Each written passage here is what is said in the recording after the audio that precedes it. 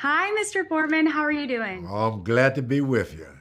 Well, I'm actually in Texas. I'm a Texas girl myself, and I'm like, we should have done this Oh, in person.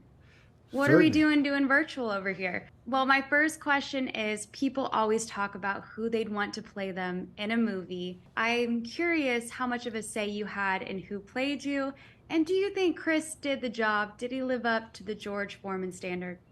Chris Davis did a wonderful job. He had me sitting there holding on to my seats, cheering for him, sad for him. It all came alive. And he told the George Foreman story in art that I never could have done with my voice. What a great actor. I didn't know him well before, but I trusted. And trust is what you need when doing a movie. Yeah, absolutely. I mean, your life had plenty of ups and downs. Sometimes you were projected to win, sometimes you were projected to lose. It made me wonder, what do you prefer? Do you prefer to be the underdog or have the upper hand? Well, really can't be one way or the other with it because you Okay. got to get into the ring anyway, and you better be prepared anyway. So I didn't worry about who believed in me or who thought I'd win. I just had to get into the ring, and that Doc Broder's character, you see Forrest Whitaker playing, he had faith in me. The original Doc Brothers, he believed in me, and that's all I needed, someone to Yeah. believe in me. That reminds me, my favorite quote from this film is from Doc himself. He says, "In life, the toughest battle you will face is in your head." That's And right. that resonated with me so much. I mean, I struggle with, anxiety, and it just makes me think, what is the toughest? You've been through many battles, but what is the toughest mental battle The you faced? And do you have any tips for fighting Yeah, those the battles? biggest foe I had in my life was me. People said I couldn't do it, I couldn't lose weight. You can't get back in the ring, you're too old. But every day I'd go and look in the mirror and say, that's what they say. What do you say, George?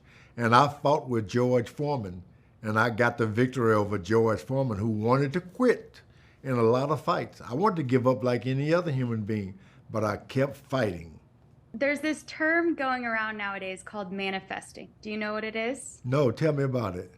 Okay, so manifesting is you say it, you speak it into the universe, and it comes true. And you did this many times. You said out loud, I will be the heavyweight champion, and you became it. So I'm curious, do you believe in manifesting? And is there anything you're currently manifesting, anything you want to achieve for yourself now? Yeah, one thing, especially in boxing, someone hits you in the eye and you can only see them out of one eye. And even that one eye, you see in triples and doubles. And you say, I'm going to win this boxing match. And that's when you have to fight. You really have to fight to believe in what you started off with in the first round. And I fought. And to this day, even right now, presently, I think that it's a good world. And I want to wake up every day loving this world.